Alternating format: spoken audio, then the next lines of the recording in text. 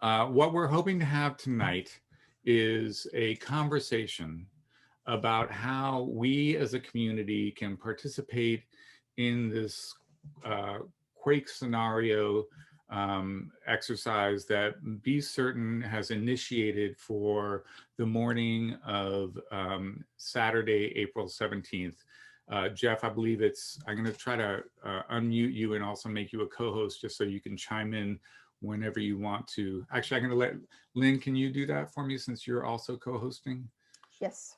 Um, so basically from 9 to noon, BeCERTAINN is going to be having this GMRS repeater radio. For those of you who feel like GMRS repeater, I don't even know what that is. That's okay. Tonight is the conversation where we're going to be talking about how those of us who have zero experience doing a disaster drill exercise, and those of us who are like, we know all about radios and how to incorporate them in our exercises, and everything in between can participate in this effort to basically practice a response to a Quake scenario. So it's going to be a little freewheeling tonight. What's great is that a number of folks, including Jeff, in the BeCERTAINN community, within the BDPNN community, has sort of talked about and shared in a document some possible scenarios for how people can engage and participate in a community-wide disaster preparedness effort around this Quake scenario. So as I said, it's going to be a little bit freewheeling. What I'm hoping, we've got, I think, 32 participants, which is a great turnout, by the way, considering that we put this together pretty late in the game. But I think it's a way that we can try to connect, and we're going to probably use the chat in order to have people share ideas. But also, if you want to raise your hand, if you have ideas, please feel free to do that. Those of you who are new to Zoom, there is a feature in Zoom where you can raise your hand. I can't do it because I'm a host, so I can't even describe how to do it. But if you move your mouse on your computer, you can go down to the bottom and raise your hand. If at any point you want to speak up, and Steve Greenberg is showing how to do it. Thank you, Steve. Please feel free to do so. But first, what I think I'd like to do is have Jeff spend about maybe 5 minutes talking about the BeCERTAINN component of what's going to happen on Saturday. For those of you who know nothing about radios, don't worry, that's okay. There's a radio component, but if you don't have anything to do with radios, that's okay. We're still going to have ways for you to participate. So Jeff, do you want to sort of talk briefly, and you can even share your screen, because I know that you guys have a web page too with sort of some greater details about what you guys are hoping to do, but just give a brief introduction to what BeCERTAINN is planning. Great, thanks, and I will try to be quick, because I know it's always, these are become long days, don't they? I was going to do a screen share. I'm not seeing that opportunity yet, so that's okay. I just told Dave that for some reason I can't make you co-host, so yeah, that's fine. To do it, and then he can share. Oh, there we go. Okay, all right. So I'm not going to worry about the screen. We have a website. It's BeCERTAINN.org. Let me just move there. So it would be. Here, I'll put it in the chat too. Yeah, that's how we BeCERTAINN. And it actually stands for Berkeley Cert and Inter-Neighborhood Network, because we're geeks and we always have to come up with geeky acronyms. So what is it? We're going in our 5th year now. On January 2017, we maintain and operate what's called a general mobile radio service repeater. Don't sweat the details. What the repeater is, it's a radio that retransmit. It can take, it can listen for other radios and repeat and retransmit what it's heard. And the value of that, it means that we have a platform that allows individuals and groups to communicate citywide, actually beyond the city, but that's okay. But the real aim was to cover all of Berkeley. And the rationale behind doing that was a fairly simple one. It was that we thought there was a role for either CERT teams or individuals with strong disaster response interests and skills to be able to collaborate beyond the neighborhood level, but at the same time recognizing we're not going to try to replicate what the city does, but there's some middle space there where we can do two things, or we really focus on two very simple tasks. What we call situation awareness, which is basically what's going on. So in a network, we might be able to find out about something going on someplace else, either negative, like a big fire, or positive, like there are a resource distribution or water station being set up, that information could flow very rapidly and efficiently vis-a-vis that network. So that's kind of the awareness piece of it. And the second piece is sharing resources, everything from a physical resource to a shovel, but probably more importantly, human resources. Is there somebody with medical skills? Is there someone who knows about this thing that we're really struggling with that's really important right now because we're having a crisis? And so that's it. That's really the aim. And the platform exists for about 5 years. We've got a roster of about 35 people. If you map that roster, it has a pretty nice distribution throughout Berkeley, and then we have some folks from neighboring, some El Cerrito, et cetera, that come in, and we just practice on the radio. We used to do it weekly. We switched to twice a month, the first and the last Tuesday of every month. That was just survey based. It seemed to meet the needs of the membership. With that, I can stop there, or I could talk a little bit about the genesis of the event if you'd like me to talk for another 2 minutes. Yeah, 2 minutes is good. Okay. Fine. So COVID kicks in. Surprisingly, the interesting thing about radio is it's socially distanced by nature. So the amateur radio community, which I include BeCERTAINN, and there's all sorts of different levels of amateur radio, has actually been extremely active during COVID. There's been a lot of improvements in things. At our end, we've actually improved our antennas and our cabling. So we've built what we think is a very resilient and robust system.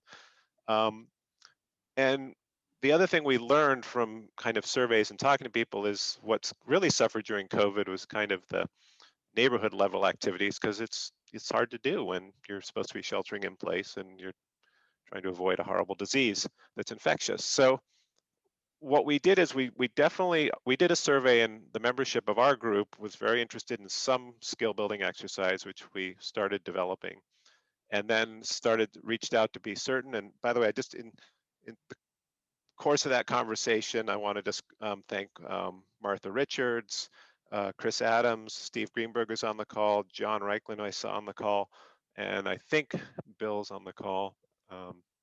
Bill Springer. Bill Springer. Yeah, he just got here. Yeah. So thanks to all those folks. What we did is we just want to have a brainstorm, kind of like tonight's like brainstorm 2.0. Is just say we're going to be doing something, but we want to create, first of all, a window in where people can listen to what we do. So we can tell you how to do that. All you got to do, you don't even have to talk on the radio. You can listen on the radio, and we're going to try to use our system to, tell people about things we think that are useful in an exercise format.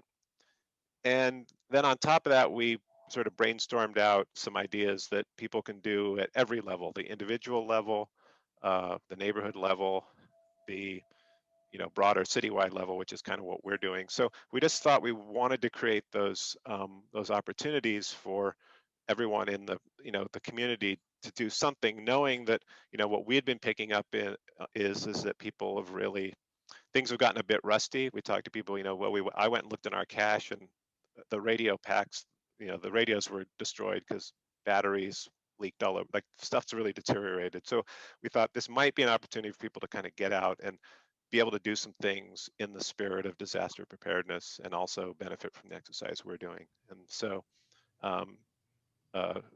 BDPNN was gracious enough to sort of coordinate this conversation, and that's where we are tonight. and I'll turn it back to you.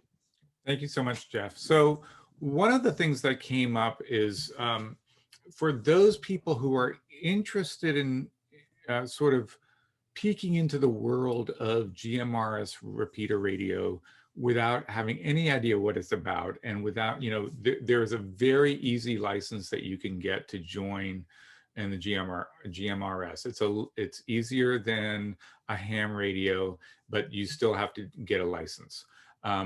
But there's a way where you could listen in and participate. And one of those ways is there are some extra GMRS radios that we can loan to people who are seriously interested in saying, what is this thing? We'd love to just listen into this exercise that BeCERTAINN is going to be having on April 17th. We're going to be doing our own thing, but we just love to listen in. So I don't know how many we have. I know that we have 2 in our neighborhood cache. We're only planning on using 1 for the exercise. We'd be happy to loan 1 to someone.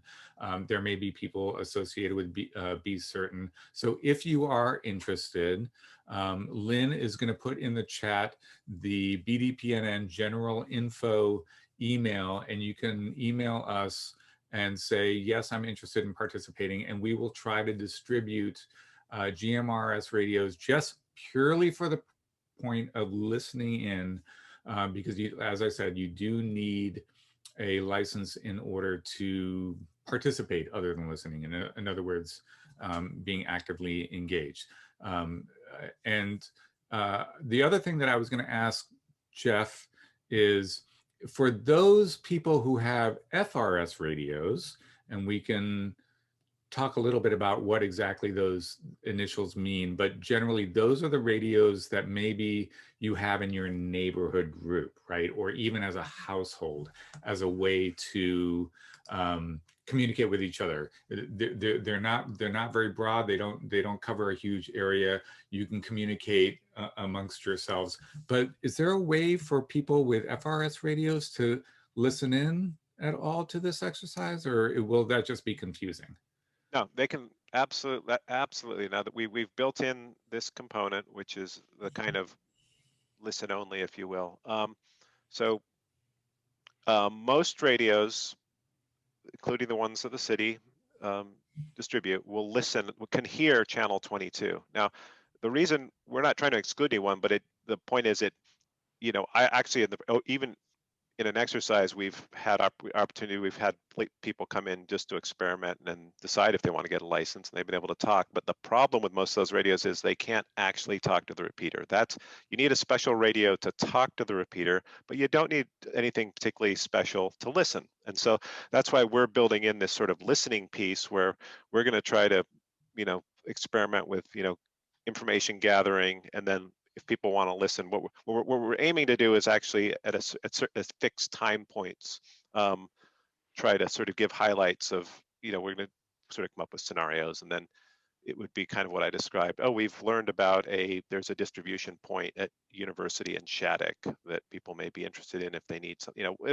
We'll invent something, obviously, and it'll be fictitious, but it's the idea that we will try to imagine things that would be of mutual interest to something beyond the neighborhood level. Again, citywide or at least neighborhood wide.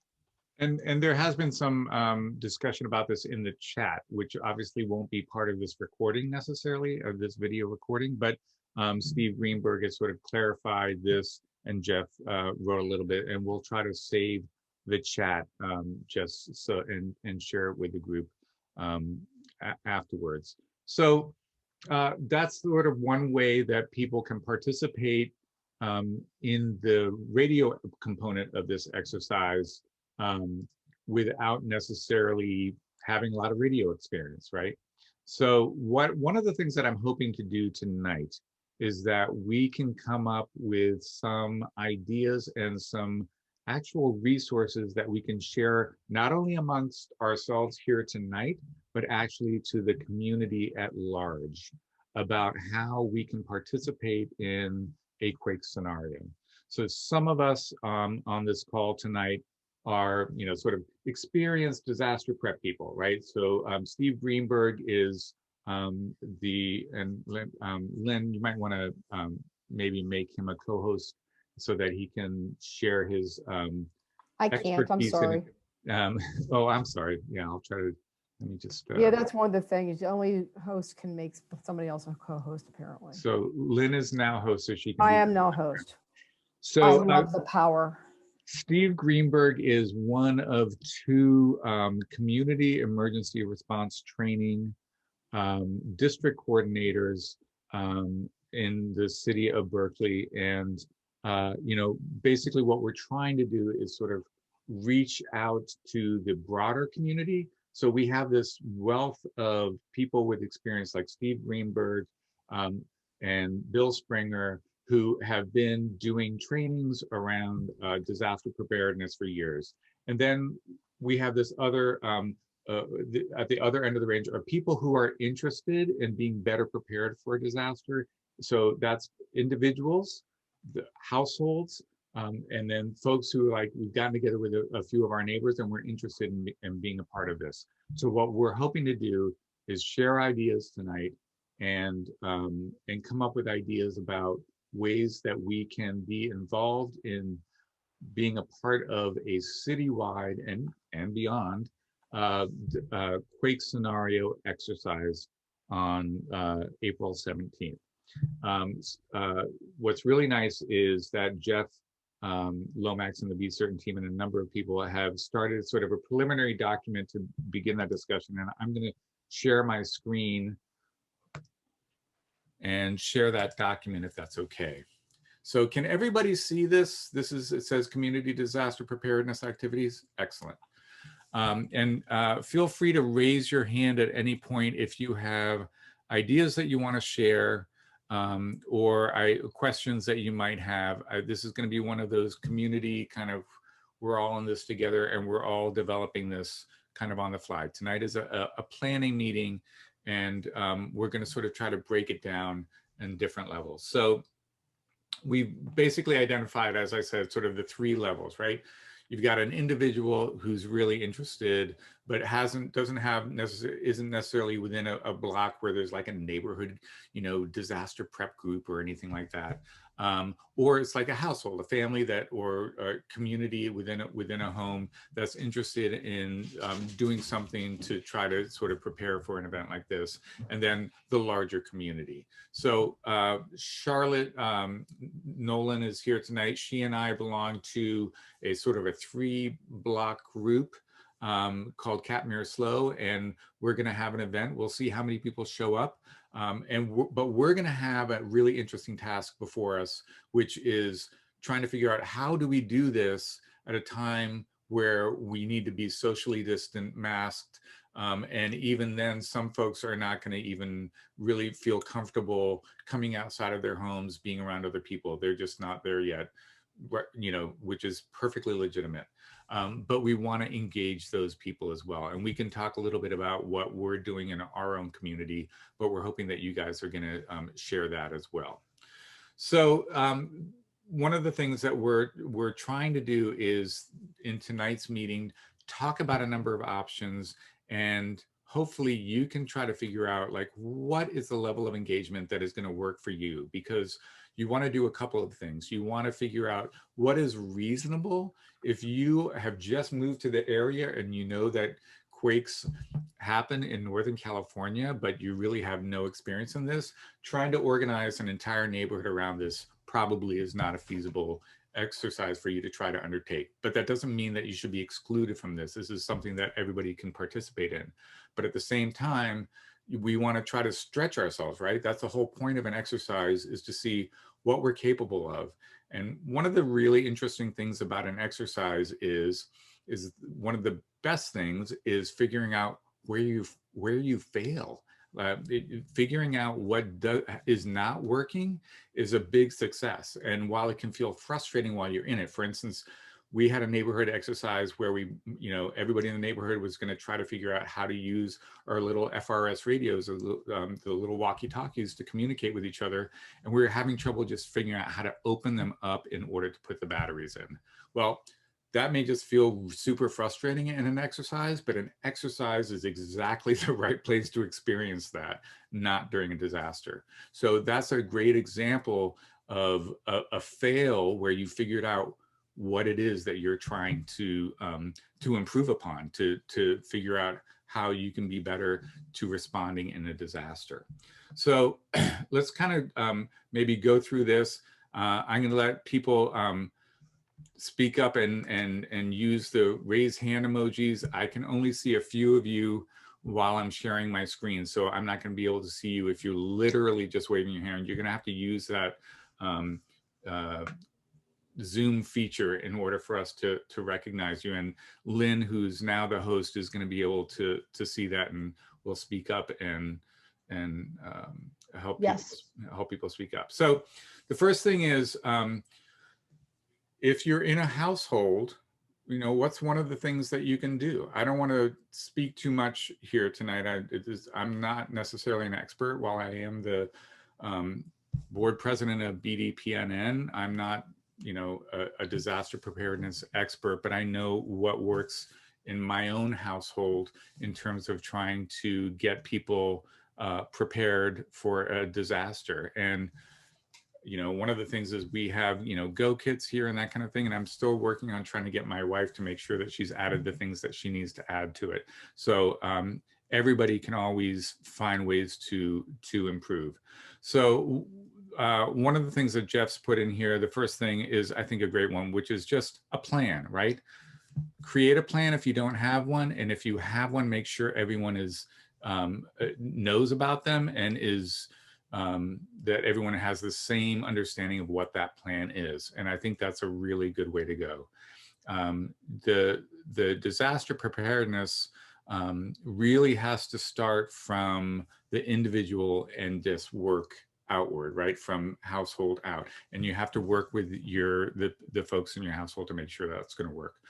An evac plan is super important. That's especially true for people who are in the hills. And make sure that you have a number of different options that you're all aware of, and that you're going to be able to act quickly in a moment of panic. There's an emergency water supply item here, and I think here in the Bay Area, I think emergency water is a real issue. That's a real infrastructure issue that all of us need to address. If you don't have a good 2 to 3 weeks sort of water supply in an emergency cache, if you have to hunker down, that's something that you really need to address. We can get by without food for a long time. We can survive, but water is something that we need right away. Checking and updating your emergency supplies. So a lot of us have emergency supplies, and it's really important to revisit those supplies pretty periodically. And this April 17th exercise is a great driver to help you do that. So if what we try to do is talk about the 2 time changes every year, that's a great time to check on things like smoke alarm batteries, but it's also a great time to check out your emergency supplies and make sure that you're swapped out the batteries to make sure that they're still fresh. Any food or water is also fresh. So that's one of the things that you can be doing. Making sure that you guys know where all of your gas, water, and electrical shutoffs are is super important. Some of us are really fortunate and we've been able to get an automatic gas shutoff, but if you don't have that, make sure that you know how to, not only how to turn off your gas, but also where it is, and that you have the proper tool to do it. And then obviously safe evacuation routes. I think that's I'm going to try to highlight these as I'm talking about them so that it's easier. Can people read this, by the way? Can I get a thumbs up from somebody just to let me know? It looks fine to me. If you came up one font size, it might be a little bit better. Is that good? Mm-hmm. Okay. Then the last thing in terms of that I like to talk about is that most injuries in a quake happen when people are actually trying to evacuate out and they're either stepping on broken glass or they have things falling over on them. So unfortunately, in the Napa quake, the one fatality I think was a TV falling over on someone. And so you want to make sure you know, the April 17th can be a great driver for you to kind of examine your home and say, what's going on here in terms of safety hazards for me? And I think that's a great way to sort of identify what could be an impediment to, you know, basically getting out of your house safely. Exterior fire and safety hazards. Do you guys, fire extinguishers, always super important. You want to make sure that you've got fire extinguishers and that they're up to date. There's a date marker on them. And that's super important, and making sure that you know how to use them. I'm gonna blank on the acronym. Lynn, can you remind me of the acronyms? Pass. Thank you. Yep. Pull the pin. Oh, fire aim. extinguisher. Sorry, I was thinking something else. Yes, it's Squeeze and sweep. yes. Did I get that correct, Bill? Pass. Thank you very much. See, it takes a community. So pass. It's important not only to have a working fire extinguisher, but also to know how to use it.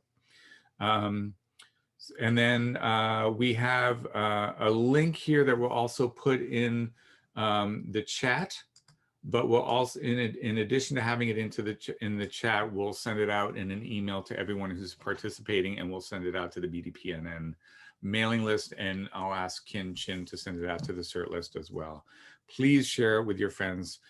This is basically how to prepare the home for a disaster, and there's sort of an activity PDF, and we can share that as well. Can you also, there was a request to put the link for the helpful instructions for the 5-minute, 30-minute. I'm sorry, you muffled there. There's a link in there for the city's 5, 30, 5 hours document. Is there one on this page? I just put it on the chat. Got it. Perfect. Guide. Okay. Thank you. Turn on my speaker a little bit.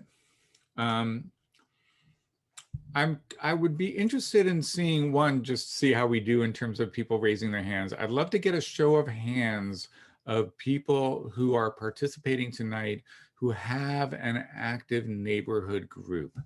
I'm just going to stop sharing for a moment just so I can see.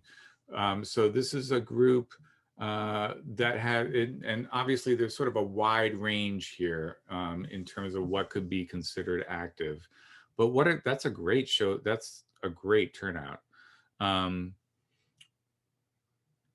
I would say the majority of people here are engaged in a neighborhood that has some kind of active disaster preparedness component. We have a hand up. There was a hand up. It went away. We got a bunch of them. So these are. Oh, no. I'm sorry. Like a blue hand. A blue hand. I don't know who had it. Went away as quickly. Tom Lent had a question, I think. No, Does anyone have a question? Go ahead and raise your hand if you have a question. For our local group. Okay. Sure thing. Okay. Go on. Okay. I'm really interested in having folks share their own experiences of exercises that they've done in the past that they might want to share. So Rianne, you can go ahead. You had your hand raised. You can, even if it's not related to what I was just saying, go ahead and raise your hand, and we'll unmute you so you can share your question or whatever.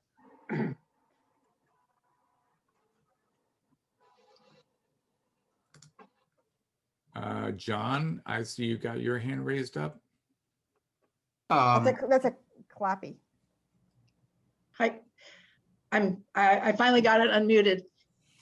We're having something new, and that is we've had a cache for many years, but someone is putting in an ADU, and this Saturday we're getting a bunch of people to move it.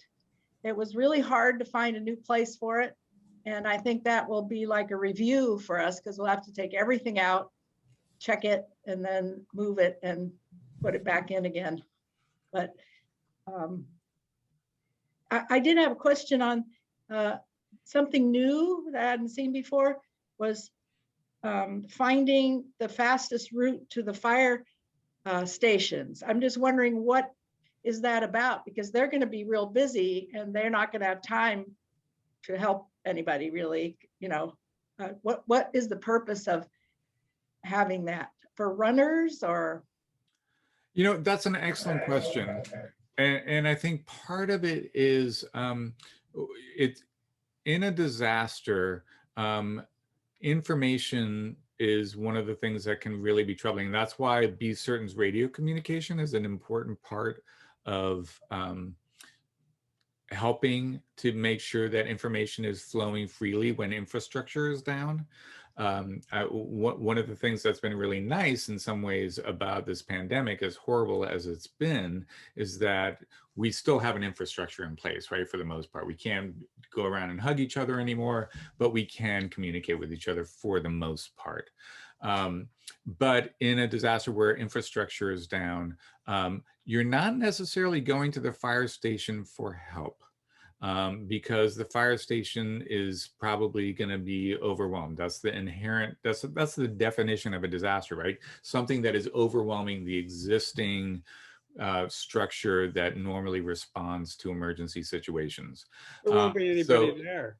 Say that again, Steve? You can go to the fire station, but there won't be anybody there. They'll all be out on calls. Exactly. There is a component of sharing information, and there may be ways for you to leave information at a fire station that they might find really useful.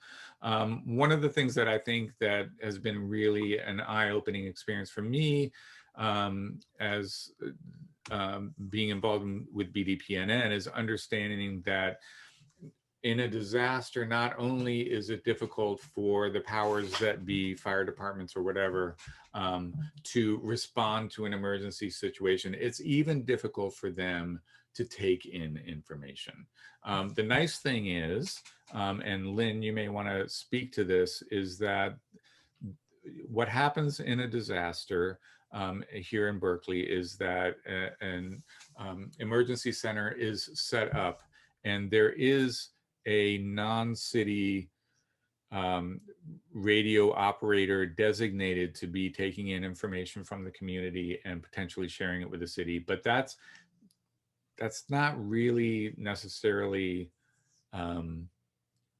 something that the city is prepared to really take in. Do you want to talk about that at all, Lynn or Jeff? Well, this is a topic that's been going on for about a decade now. About, in the original CERT classes, they told you, if there's an emergency, go to your fire station. There's going to be a ham radio operator there who's going to take your information and send stuff to the city. That is not true. I mean, we could be there if the city, I'm sorry, let me take off of my BDPNN hat and put on my NALCO hat, which is the amateur radio group in the city that has an MOU with the city to help out with emergency communications. NALCO can go and man a radio at a fire station if that's what the city would like us to do. However, the city is not in a position to do anything with the messages once they get it. There's no structure put in place to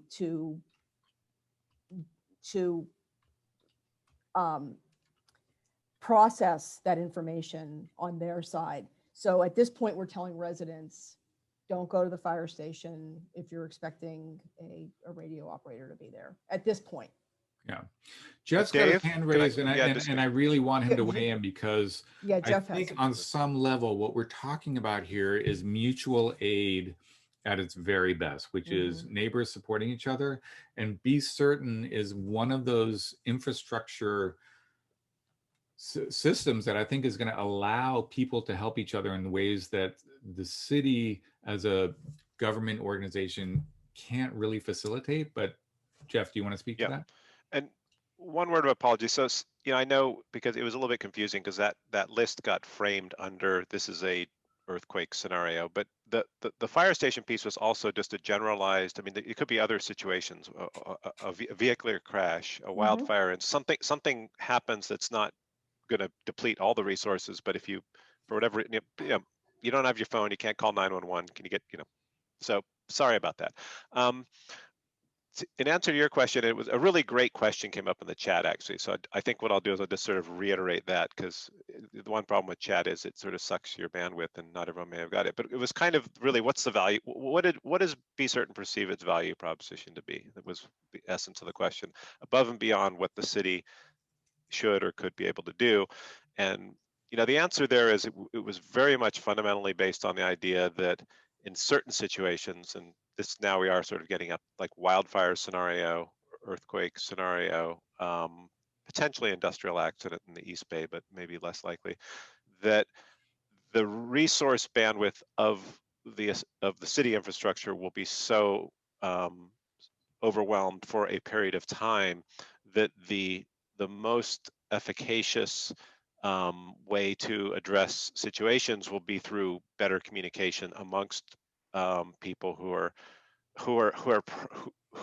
who can deliver on that. So I mean, again, the reason we practice continuously is to really hone communication skills. I suspect some of you have had the experience of kind of your one-off neighborhood event, and then you get on the radio and you kind of come away going, boy, are the radios even a good idea? It's a little hectic out there. So we're trying to really have a cadre of individuals that are very comfortable and well trained in those interactions. We did a drill about 2 years back. That's why we wanted to come back this one. And we over the course of about 3 hours, we felt we got about 40 good messages recorded, passed. We had a few scenarios where people actually coordinated to share something and connect up. So all those things I sort of tick through, we've done cycles of, and again, we think it works. We don't know, but it just seems like, okay, that's it. And then, like I say, the mutual aid piece, which you're describing, I mean, hats off to Berkeley Mutual Aid. They've done something similar on another level during COVID, which is, again, this notion of pooling resources and people interested in. So we know basically what mutual aid has really demonstrated, the spirit and the energy and the motivation is there. All we're trying to be is the platform to really facilitate that. So I hope that I addressed your question. Yeah, exactly. No, so this has been a big passion of mine personally for the last couple of years, which is that, we want to make sure that there is as much infrastructure as we can provide for what is naturally going to happen in a disaster, which is, people stepping up to help each other, right? BDPNN, our mantra has always been the number one thing that you can do to save lives in a disaster is get to know your neighbors. You check on your neighbors, that's what happens. And it starts from the individual to your household. You want to make sure that your household is taken care of, and then you're going to check on your neighbors, right? And what's great is BeCERTAINN is providing a potential infrastructure for communication exchange in a scenario where infrastructure is broken down otherwise. And we're really excited about the possibility of what that can provide. And we want to make sure that the community is aware that there are these infrastructures that are being developed by BeCERTAINN and other groups like them, so that they can make sure that they're stepping up in ways and communicating with each other. And I think doing this kind of exercise on April 17th is a perfect example of starting from the individual and working outward. If you are an individual and you're interested in doing disaster preparedness, there are things that you can do. If you're a household, there are things that you can do. And if you're a neighborhood block, that's great. And then you can even get to even listen in on what this amazing group BeCERTAINN is doing. And if you're interested above and beyond that, maybe you're even interested in becoming a GMRS radio operator and participating in there. Are you guys doing weekly or monthly now, radio sort of check-ins? Twice a month. We went to monthly, and weekly was a lot for people. Monthly, about a quarter of the folks, quarter to a third of the folks thought monthly was too little. So we go at the beginning at the end of the month. So we're back to back for 2 weeks, which is nice because there's always a beginning and an end of the month. It's not confusing like every other week. And when you go back to back, if something goes sideways on the end of the month, you've got the next week to try to make an adjustment while it's fresh. So that seems to be our mode for now. Yeah, and I think John, I'll let you chime in here, but one of the things that I think Be Certain really understands is that practice is really important in radio communications, and what we're trying to get across in this event on April 17th is that practicing everything in disaster preparedness is really important, because the more you practice, the more you get that muscle memory of like, this is what you do when there's a disaster, so that when you're dealing with the adrenaline rush that comes with being in a disaster, you'll have that muscle memory to help guide you through that thing. That's why they do those duck and cover exercises, the Great Shakeout in October. The reason they practice that is that very often that muscle memory of knowing this is what you do, you like duck and cover your head, cover the most important part of your body. If you have a desk, you can roll under it. That's why they practice those things, because that muscle memory is super important. I'd like to think that I'm going to behave in this super brave, intelligent way in a disaster. I have no idea if I'm going to be that person, but I know that if I practice it, I'm going to have a better chance of surviving it. So I think that's super important. Dave, I think that I think I saw Tom Tripp. Did you have your hand up earlier? You're muted. I can unmute you too. Not my hand up, but I did post a question in the chat, asking for a, as an individual or only lightly organized group or whatever, whether those of us who can find FRS radios and who can succeed in getting them recharged or rebatteried or whatever is actually working by the 17th, which is probably a good first exercise. I'm proposing actually to try and do that before the 17th. What we might expect to hear, and if you have some ideas of how we could use the listening to, to get a little bit into it, like, should we try transcribing messages that we're hearing and keeping track of some incident that you're describing and how things are changing? Or is there something you can describe about how that'll work, that those of us who are not involved but want to try to simulate what it would like to be involved from the hearing side could do? Sure. So, boy, between you and Dave, now the pressure's on. Our fire under our feet here. So, yeah. So what we discussed, and I said it very quickly, so I apologize. Let me just repeat it because it's a great question. So, what we're trying for the first time, by the way, so this is all work in progress, and we really need to find a way to get feedback to see if it worked for folks that we aren't in constant contact with. Is we'll probably put these in, have someone set up to this. We'll have one of the things so we'll practice reporting things amongst ourselves, which you can listen to, and then we're going to try to sort of triage things that we think would be of general interest citywide, or at least area wide.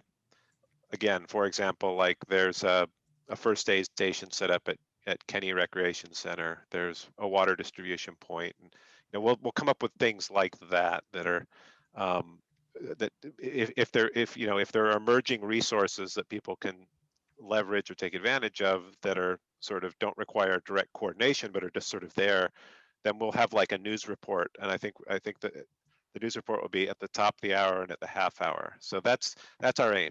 It's to try to, and again, we've done our sort of first level, which I've sort of described in our previous exercise, which was kind of the tight networking among the users. So now we're trying to imagine how to sort of just expand that out in a way that doesn't overwhelm what we do, our core functions, but does provide that community benefit. So we'll see. We have a hand up from Susan Matthews. Jeff, are these going to be real or fictional scenarios? It's all somewhat fictional. And honestly, what I really encourage folks to do is, there's a tendency during these things to kind of, it's all sort of blood and guts, or, a house is on fire. But I actually encourage the membership to report messages like there's three Priuses, 2 Teslas, and 2 minivans along my street. Now, you may think that seems kind of silly. Why would you do that? But it's actually, it serves a point where you're trying to sort of get a quantitative type message Can you pass it in short order, and can someone record it? So if you might hear odd messages that don't seem like a disaster scenario, but that's, I just find when you keep going, the tendency is, the house is on fire, the building's fine, you get all this sort of horrible stuff, it just kind of gets a little depressing. So we try to get people to be creative as well. So All right. understand it's message passing we're trying to skill build on. So if you hear I'm being surrounded and attacked by turkeys, that won't really be true. Okay. Won't be Might true, be. but we'll probably know where you are geographically because of that. They're And everywhere. Madeline has been excruciatingly patient. I think she might have passed out because she had her hand up for a long time. Her physical hand? A fake hand. Oh, it's not showing up in my participant list. Okay, Well, go ahead. no, because she passed out. Okay, I'm sorry. Madeline, please. Do you mean this Madeline, me? Yeah. I raised a hand only to acknowledge that I was part of a neighborhood group with the cash. That's why I'm here, to learn about you. So that was the only reason I had a hand raised. So that's an old hand. Okay. Oh, yeah. I don't even know how to raise a virtual hand. I raised my real hand. Thank you for acknowledging me, Bill. John has been very patient. Why don't you go ahead, John? Thank you. One of the things I really love about this exercise that BeCERTAINN has put together is that people can participate on many levels. And I'm planning to participate on 3 levels here, which is really, really quite nice. And so I'll work with BeCERTAINN as I have in the past. We also have a group of 9 CERT groups, 5 of which are fairly active. It's called the Terrace View Alliance up here near Grizzly Peak. And we've had that group together for several years now, and we do monthly radio practices to really do what you're talking about, Dave, which is the muscle memory of how to communicate efficiently and just kind of clean up your act slowly. And we have about 5 CERT groups that are very active on that every month. And we've run some exercises in mutual aid and message passing and things like that have been very helpful. And then, so I'm going to set up at our command post out front here. I'll have a big antenna up in the air. And what I love about this exercise is it's a perfect time for me to send out a message to our local CERT group saying just what you've been saying. Hey, it's time to update the water supply. It's time to check your batteries. There's things that people can do at the individual level. And what I've seen on these exercises as well is when we're out in the community, there's a lot of foot traffic going by that sees what's going on and is very interested. So we'll use that as an opportunity to have some printouts on various disaster kinds of things, how to respond in an earthquake, what should be in your go bag, things like that. So I'm real excited about this because we're going to be able to participate on all 3 levels here. And I think it's going to just help every level. So thanks so much for doing this. Thanks, John. I think, a big part of listening into what BeCERTAINN is doing is hearing how they have been practicing over and over and over how to communicate by radio. It's not an easy thing. And they're also preparing for what happens in a disaster, which is, we're all pumped up on adrenaline, but they will have gone through the practice of this is how you would communicate clearly and efficiently. We've all heard those radio dispatch recordings where we hear this like frighteningly calm radio dispatcher from some police department or a fire department or whatever. And, some panic person is calling in and having a difficult time conveying the information that they need to. And the dispatcher is just super calm. And I think one of the things that we'll learn if we listen in to the BeCERTAINN exercise is how controlled their communication is and getting across information in a disaster, so that when there's a real disaster, they'll have had this amazing experience of like, this is how you exchange information in a really clear and direct, succinct, and brief way. Jeff, do you want to, you've got your hand raised, but do you want to address that as well? Yeah, thanks for that. So that true what you just said, but Dan had a questions. He was actually sent to me, but I want to share it with the group because it's a really good question, and it's something that's really, because it's really takes people have a hard time wrapping their head around this concept, but it really works if you practice. Is the sense of when something happens, how does it kick in? The question is sort of, is there like a central node? It's sort of, if the question implies, and I don't not necessarily saying it was intended, that there's a kind of like a like some infrastructure just automatically kicks in, and it's not. It's this type of communication, and a lot of amateur radio communication is this way. We describe it as a self-activating network. So the reason we are trying to build a cadre of skilled users is it's completely dependent. It's the infrastructure is there, but the capacity to use it is dependent on a user base that can do that. And so again, that's what we're gonna we have much like aviation, they have what they call an air traffic controller. In amateur radio, we have somebody who's sort of the flow controller for the radio. So one of the things we're definitely going to do is take turns, having people fulfill that role for exactly that reason.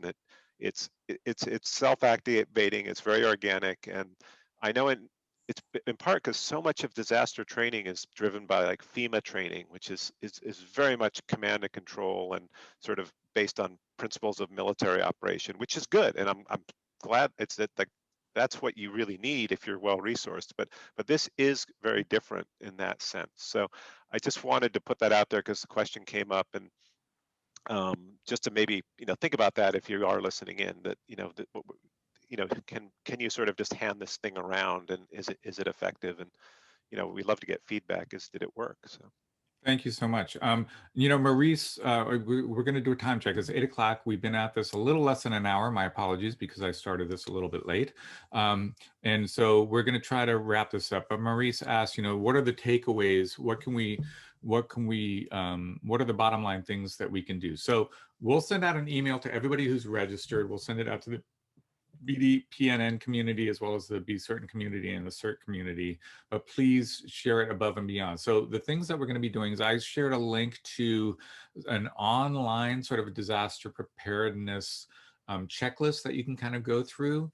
But what we'll also do is Charlotte who is in my local neighborhood, and I will be putting together something where we reach out to our neighborhood. We have an email listserv, but what we'll also probably be doing is literally delivering, like, we're going to be doing this thing. We're going to have a hard copy piece of paper that we're going to deliver to all 53 houses in our neighborhood and say, this is what we're planning on doing. Here are different ways that you can engage.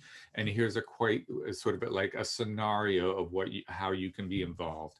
And I think our neighborhood is a pretty cohesive one. We work to have block parties when there's not a pandemic. And we have an email list group, we have people coming and going. So we're going to go to that step of literally handing out a piece of paper, because even though we're relatively connected via email and everything, it's a way that we can be sure that everyone is being reached and that they can be engaged. And I think that's even for people who aren't connected yet with their neighbors, that's something that they could do. You can say, I'm doing this, participating in this event. I've got a walkie-talkie and I'm going to try to listen in. Or even if you don't have walkie-talkies, I know about this online emergency prep thing, and I'm going to go through and fill it out. And one of the first things on it is get to know 5 people in your neighborhood that you can check in on and that will check in on you in a disaster. If people do that, that's a win for everyone. That really connects with what BDPNN is all about, which is getting to know your neighbor, getting to know your community, and that's how resilience begins, is just by knowing the people around you. So there's really this sort of broad spectrum of ways. If other people have ways that they connect with their community, their neighbors, their block, or just the people who happen to be right next door that they want to share with us. And you can send it to that info@bdpnnnetwork.org that Lynn put in the chat, and maybe she'll put in again. And we'll share your ideas. I mean, I think, you know, we're all about a community that has great ideas about how they're going to prepare in their own way and very realistic ways, right?